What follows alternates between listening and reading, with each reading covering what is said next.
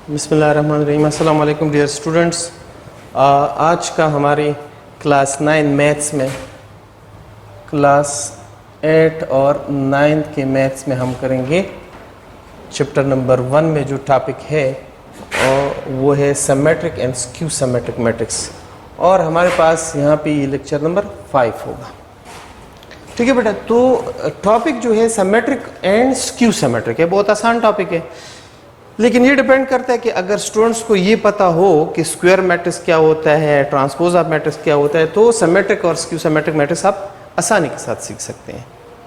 तो अब मसला ये है बेटा कि सबसे पहले मैं थोड़ा सा प्रीवियस जो हमने लेक्चर दिया था उसमें हमने ट्रांसपोज की बात की थी, तो ट्रांसपोज में थोड़ा सा दोबारा रिकॉल करता हूँ। देखिए, अगर कोई भी मैट्रिक्स आप ले लें, साल के तौर पर 3 0 1 5 2 और मैंने मिसाल के तौर पर 6 ले लिया, तो देन इसका जो ट्रांसपोज होता है, ट्रांसपोज इसके रोज को कॉलम में बदलते हैं। तो ये रोज है, उसको चेंज करो कॉलम में, तो जिस तरह हमने चेंज किया, तो ये 3 0 1 और ये 5 2 6, तो देखिए ट्रांसपोज ऑफ मैट्रिक्स जो हो गया, ये ट्रांसपोज है ए का। अब अगर आप देखें तो इसमें जितनी रोज है और जितने कॉलम है, तो यहाँ पे जब हमने ट्रांसपोज ले लिया तो वो रोज चेंज हो गए कॉलम में, और जो कॉलम्स है वो जो कॉलम्स है वो रोज में चेंज हो गए।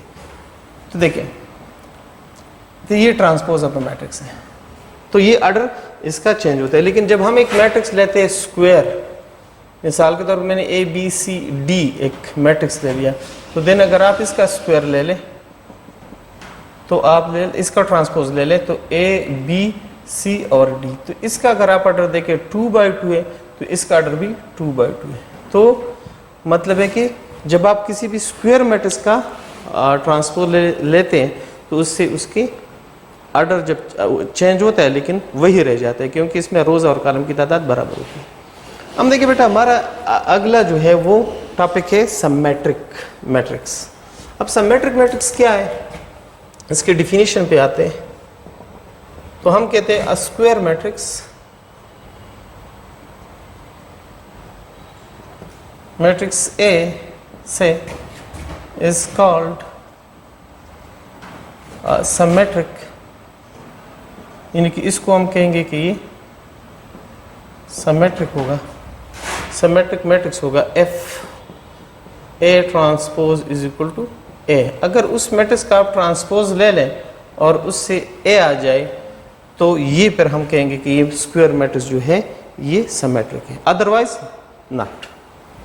फिर अब इस मिसाल भी ले सकते हैं। मिसाल के तौर पर मैं एक स्क्वायर मैट्रिक्स लेता हूँ, और यहाँ पे मैंने 5 ले लिया, यहाँ पे मैंने 3 ले लिया, यहाँ पे -3 ले लिया, यहाँ पे 7 ले लिया। अब आप इसका ट्रांसपोज ले लें, तो then A transpose is equal to, transpose ले लें 5 - 3, रोज कॉलम पे चेंज हो गया, रोज कॉलम पे चेंज हो गया, -3 और 7। तो आप क्लियरली देखें यहाँ पे कि इससे दोबारा वो मैट्रिक्स दोबारा आ गया, मसलन ए दोबारा आ गया। इसका मतलब ये हुआ कि अगर ए ट्रांसपोज ए के बराबर है, क्योंकि ये मैट्रिक्स ए, तो सो हम कह सकते हैं कि ए इज सिमेट्रिक। तो ये सिमेट्रिक है, ठीक है। इसी तरह एक और मिसाल आप ले सकते हैं इस पे। अगर मैं एक मैट्रिक्स बी ले लूँ, 1 2 3 और यहाँ पे 2 0 7 3 7 और यहाँ पे मैंने 4 ले लिया। अब देखिए, इसका आप ट्रांसपोज ले लें, तो आप ट्रांसपोज ले लें, B transpose is equal to what, transpose ले लें, तो देखिए ट्रांसपोज ले लें, ये रोज है, कॉलम पे चेंज करो, 1 2 3 कॉलम पे चेंज हो गया ये रोज। फिर दूसरा 2 0 7, आसान है बेटा ये, देखिए। और फिर तीसरा रो कॉलम पे चेंज करो, क्योंकि ये ऑर्डर 3/3 है, तो ये भी ऑर्डर 3। तो आप यहाँ पे भी देख सकते हैं कि मतलब है कि ए ट्रांसपोज और ये सारा मैट्रिक्स जो है वो बी है। तो फिर हम कह सकते हैं shows that B is symmetric.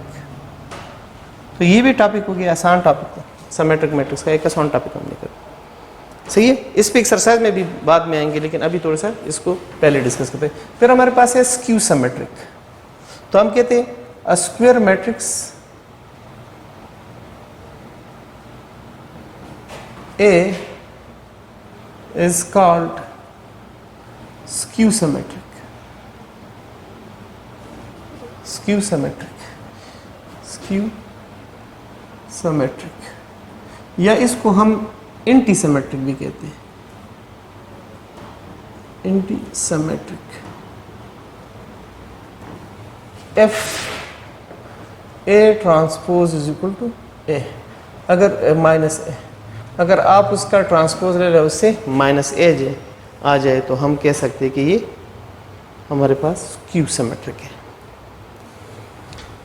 अच्छा, अब इस पे मिसाल लेते हैं। मिसाल के तौर पर इसमें बेटा देखें, यहाँ पे थोड़े से मैं आपको एक चीज़ मेंशन करता हूँ कि सिमेट्रिक में ये होगा कि मेन डायगोनल के जो अपर एलिमेंट है, मतलब है elements on one side of the main diagonal are equal to the elements on the other side of the main diagonal.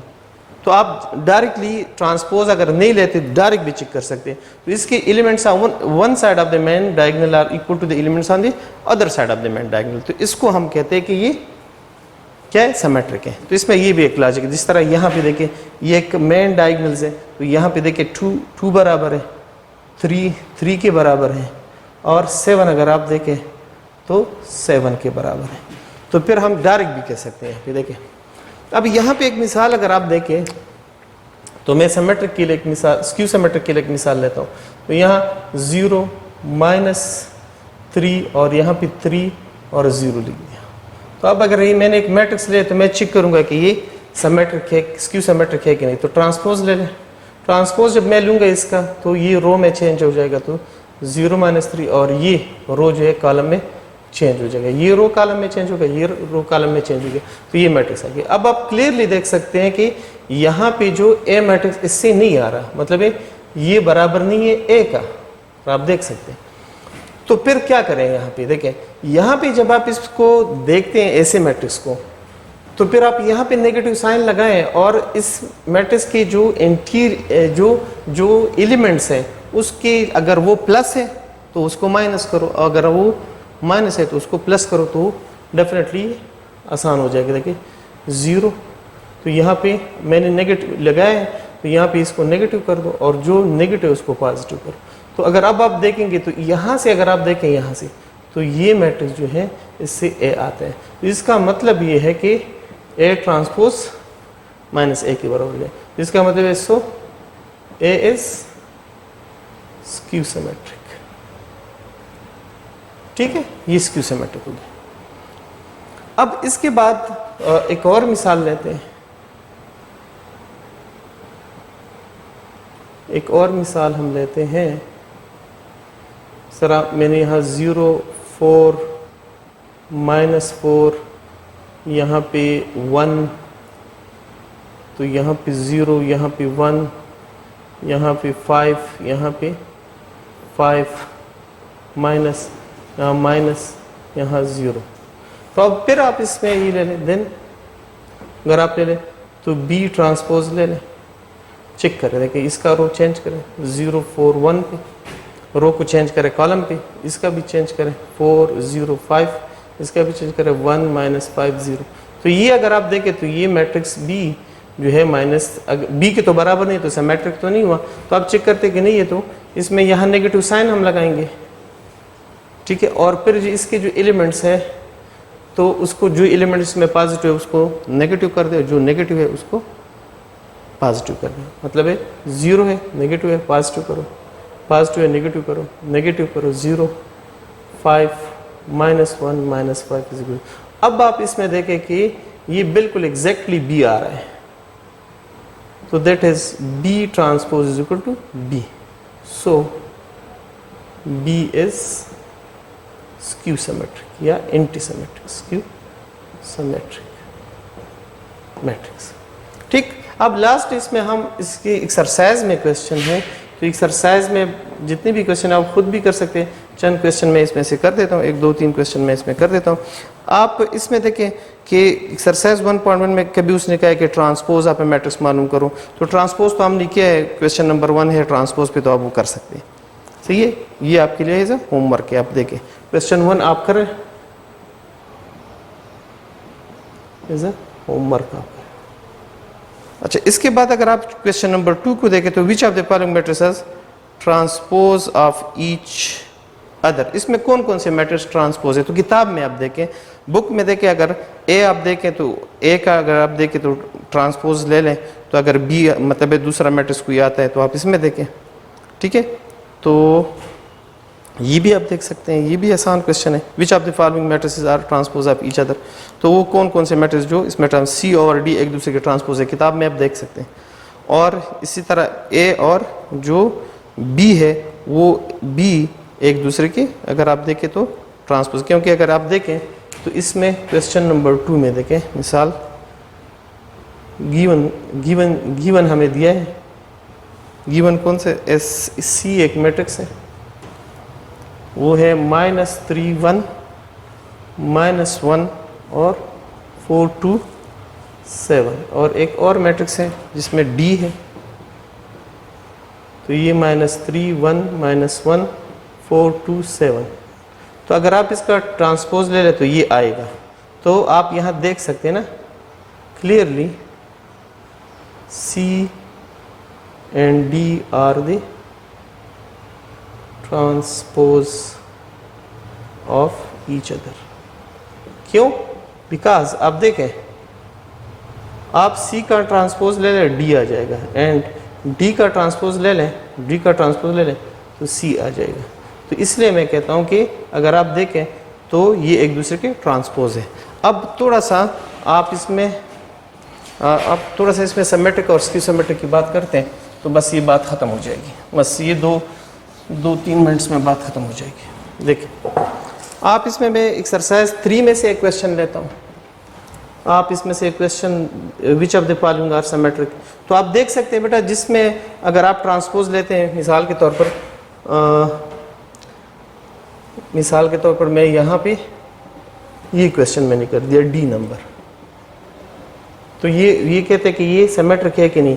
तो सिमेट्रिक के लिए सबसे पहले ज़रूरी है कि वो एक स्क्वायर मैट्रिक्स हो, so it is not symmetric, symmetric नहीं है। सही है।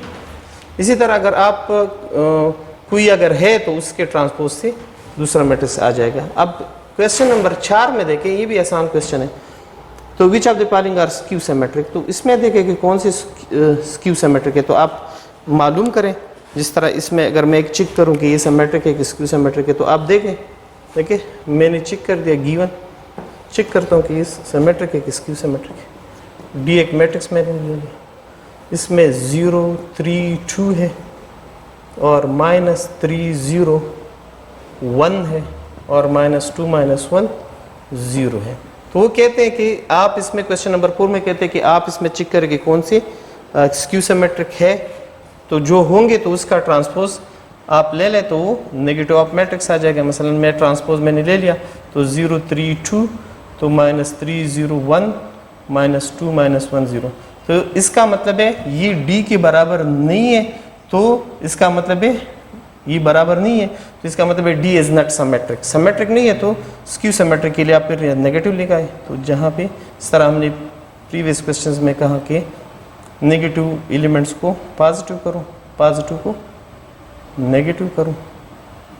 अब आप देखें इससे क्लियरली डी मैट्रिक्स आ रहा है, तो डी, तो इसका